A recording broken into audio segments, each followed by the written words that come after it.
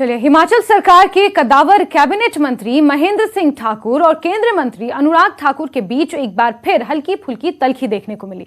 धर्मपुर के सिद्धपुर में आयोजित समारोह में महेंद्र सिंह ने अनुराग ठाकुर को खरी खरी सुनाने में कोई कोर कसर नहीं छोड़ी। महेंद्र सिंह ठाकुर ने कहा कि जब भी वो दिल्ली जाते हैं तो केंद्रीय मंत्रियों की तिजोरियों की चाबियों को ढूंढ निकालते हैं और अपने गृह क्षेत्र धर्मपुर के लिए कुछ न कुछ लेकर आते हैं, लेकिन अनुराग ठाकुर की तिजोरी की चाबी उन्हें नहीं मिल रही है। उन्होंने अनुराग से अपील की कि वो 2 घंटों के लिए अपनी तिजोरी की चाबी धर्मपुर की जनता के हवाले कर दें। जो धर्मपुर के लोगों को चाहिए होगा वो उससे निकाल लेंगे। महेंद्र सिंह ने इशारों ही इशारों में ये भी स्पष्ट कर दिया कि उनकी चुनाव लड़ने की ज्यादा इच्छा नहीं है। हालांकि केंद्रीय मंत्री अनुराग ठाकुर ने अपने संबोधन में साफ कर दिया कि प्रदेश में जो विकास हो रहा है वो केंद्र की ही देन है। यहां पर डबल इंजन की सरकार केंद्र के सहयोग से ही चल रही है।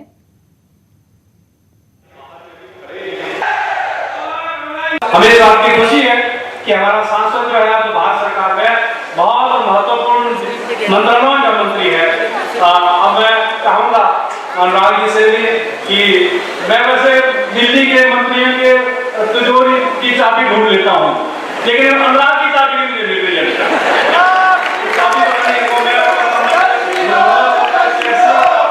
हिमाचल प्रदेश में जितना उद्योग लगा उस समय के मुख्यमंत्री प्रेम कुमार धूमल जी और प्रधानमंत्री अटल बिहारी वाजपेयी जी के कारण आया, तो आज वर्ल्ड ट्रक पर नरेंद्र मोदी जी प्रधानमंत्री 1500 करोड़ रुपए का और जयराम जी मुख्यमंत्री तो हिमाचल प्रदेश के लिए मिला है।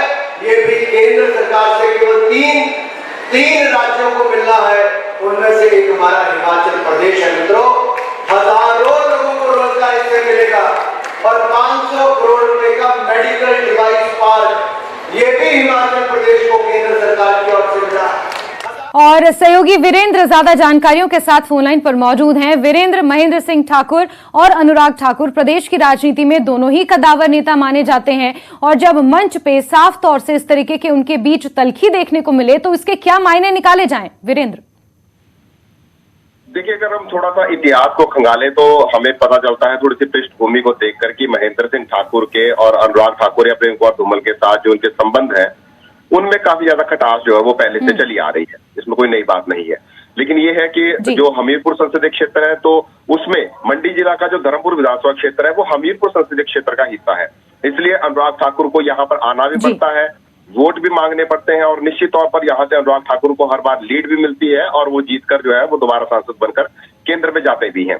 तो इसी बात का लेकर शायद कहीं ना कहीं इन्हें महेंद्र सिंह ठाकुर को मलाल था, जो यहाँ के विधायक हैं और प्रदेश सरकार में कैबिनेट मंत्री हैं, कि अनुराग ठाकुर की तरफ से शायद धर्मपुर विधानसभा क्षेत्र के लिए कुछ नहीं किया जा रहा है। उन्होंने जिक्र किया इस बात का कि जब कुछ समय पहले उन्होंने संधोल में कार्यक्रम रखा था जिसमें केंद्रीय शिक्षा मंत्री धर्मेंद्र प्रधान आए थे और उसमें अनुराग ठाकुर भी वहां पर आए थे। तो अनुराग ठाकुर के समक्ष इन्होंने कुछ खेल स्टेडियम बनाने के जो है वो प्रस्ताव दिए थे, लेकिन उन खेल स्टेडियमों के प्रस्ताव पर अभी तक कोई कार्रवाई नहीं हो पाई है, कोई भी पैसा जो है वो केंद्र की तरफ से नहीं आ पाया। तो इसलिए जब महेंद्र सिंह ठाकुर को मौका मिला तो वो मौका गंवाने से नहीं चूके और उन्होंने इशारों में और मजाकिया अंदाज में अपनी बात कह भी दी और सच भी कर दिया।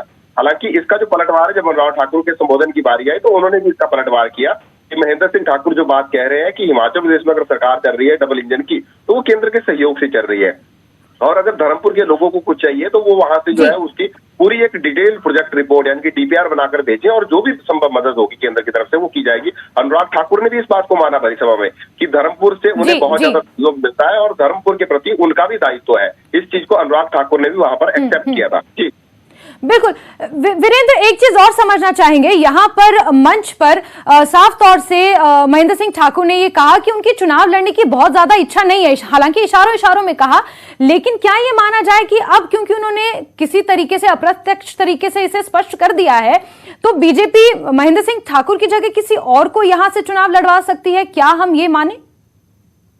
देखिए, बिल्कुल निश्चित तौर पर हमारे पास भी इस विषय को लेकर जो इनपुट है वो यही है कि अब महेंद्र सिंह ठाकुर उम्र के उस पड़ाव में है जहां पर हो सकता है कि भाजपा ही उनका टिकट काट दे।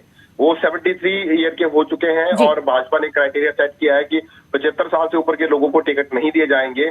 और दूसरा, अभी अगर हार के चुनाव हम देखें जो यूपी में हुए, आपके मणिपुर में हुए, उत्तराखंड में हुए, गोवा में हुए, उन चुनावों में भी अगर हम देखें तो वहां पर भाजपा ने 70+ वालों के अधिकतर के टिकट ही काट दिए। क्योंकि एक युवाओं के प्रति जो है वो पार्टी आगे बढ़ रही है, युवाओं की सोच के साथ पार्टी आगे बढ़ रही है।